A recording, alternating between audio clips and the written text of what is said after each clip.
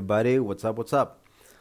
Today is Sunday, October the 30th, and we got an 8 game schedule today. And An early game here to start off the schedule. And a nice game also. The Pelicans at the Clippers. Um, Over here, we see the Clippers are favored by 3 points against the Pelicans. I had the Clippers favored by four. There are a bunch of questionable players for both teams. There were previously had injuries. Let's take a look and see what's going on both sides. Let's start with the Clippers. Over here, we see Robert Covington got added to the list. Kawhi Leonard still out with his knee. Been on minute restrictions so far throughout the start of the season, and we've seen that he's missing the last couple of games.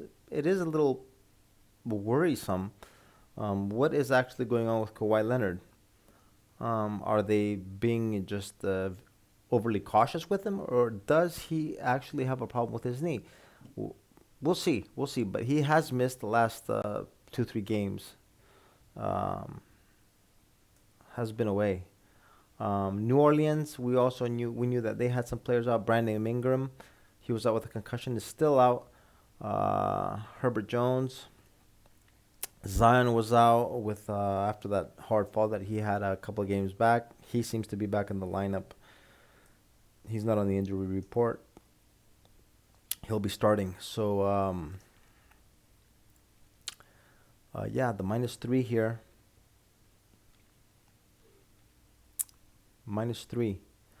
Pinnacle has the Clippers at -2. Um, I had the Clippers at 4. Well, this was with the estimate of Zion possibly not playing and Kawhi out. So this line does seem accurate to me. Um, Tough game, tough game, tough game. We're gonna see how it goes during the live, and if I come up with something, I'll post it in one of the chats that I also have listed in the description. If you guys haven't joined, join. Um, I'll be giving updates on this game during the live or the second half if something comes up. Next game, we got Golden State at Detroit. Golden State, wow, what a loss yesterday in a night that was just incredible. Three huge underdogs won straight up yesterday. Golden State was a victim of one of these losses. They lost in Charlotte, straight up to the Hornets in OT. They were a 10 point favorite, lost straight up. Warriors definitely a hangover from last year's championship run. They are not looking very sharp. Even the wins that they've gotten, they haven't been as convincing as we were used to seeing them last year. They are struggling to say the least. The Pistons, also another team that's struggling, um, winless so far this year. Um, and Yeah, they seem to be struggling in incorporating the new players that they've added, and they just haven't found their stride yet. They will at some point. I don't expect them to keep losing and finishing even at the top of the bottom of the East like this. At some point, they will pick it up and start doing start getting some wins. I had them favored by 8. Golden State here. Over here, they are at 6.5. I did look at the injury report earlier, and Clay Thompson on the back-to-back. They're resting him. Jordan Poole is also questionable. This is his status is very important. We will have to wait closer towards game time to see what's going on with him and what we come up with over here. Next game, New York at Cleveland. Cleveland, wow, big win in Boston. They just went Boston and they were down at the beginning, came back, hung in there, and just got that W. They're playing very good basketball. Donovan Mitchell is more than I think Cleveland has expected to get out of him. And they've been doing all this without Darius Garland. Without Darius Garland, they just continue on and keep racking up those W's. The Knicks have also improved and they're playing good basketball. Um, Jalen Brunson, like I've mentioned in previous videos, is really helping them. 4 points. I had this at 3.5. Uh, this is uh, this is an interesting game. An interesting game. Um, but the line is accurate, and I have nothing to start off with before the game. The next game, Washington at Boston. Boston, like I just mentioned, they lost their last game to Cleveland at home. They have been struggling in their last two ever since that big um, turnaround that they against the Bulls in Chicago. They were up by 20 and ended up losing by 20. Ever since that, it's just been all downhill for them, which means 3 games. They started off hot and they just came back to earth, and they're like not playing their best basketball, that's for sure. The Wizards also lost to Indiana last game. Consider you could consider it a bad loss, but Indiana just went in and beat Brooklyn yesterday as well. So maybe there's something more to that loss than what meets the eye. Over here, I had Boston favored by 7.5. Over here, we see a big 9. Why are they favored by 9? I don't know. Let's check out like the injury report. See if we Washington, nothing new. Boston, Brogdon has a back strain, but he is listed as probable, so nothing there either. That is a big line. That is a big line. The money, I'm almost certain the money will be coming in on the Wizards here with this +9. I know the -9 is a tough bet the way they're playing, but according to the system, and we gotta stay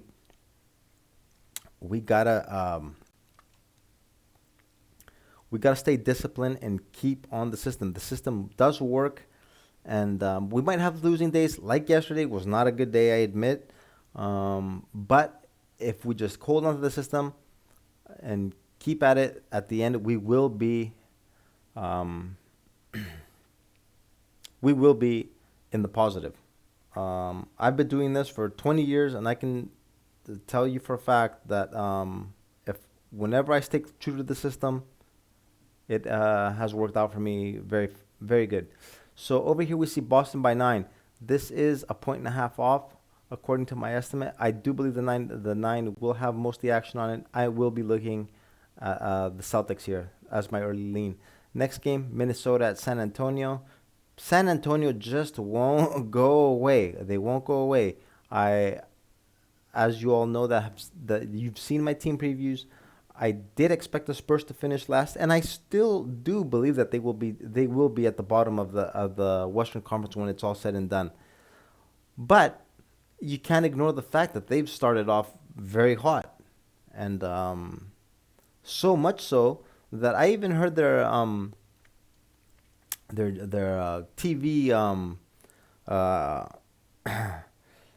commentators in their last game, Sean Elliott and the other commentator along with him, kind of joking around that the Spurs are actually winning a little more than maybe that Coach Popovich might even had hoped for. So I don't know. This team, they do have young guys. Obviously, they're not telling them to lose on purpose, but they are winning a little more than I think that maybe they might even like. So over here, we see a +6. I had Minnesota favored by 7.5. I don't as much as San Antonio has started off the gates, has gotten out of the gates very fast and getting a lot of W's.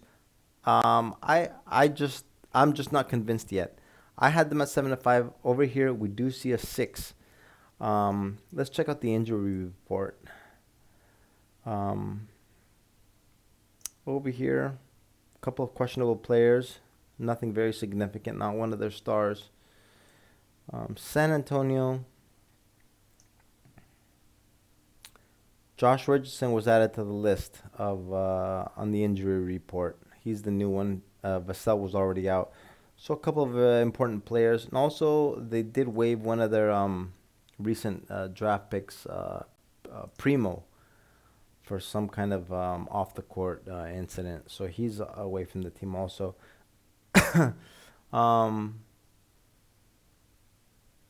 Yeah, I do have. I am leaning mostly on the Timberwolves, but this line, I expected it to be a little higher than what it is here, and it's not. So I will wait. I will wait in this game and try to find something on the live or something better.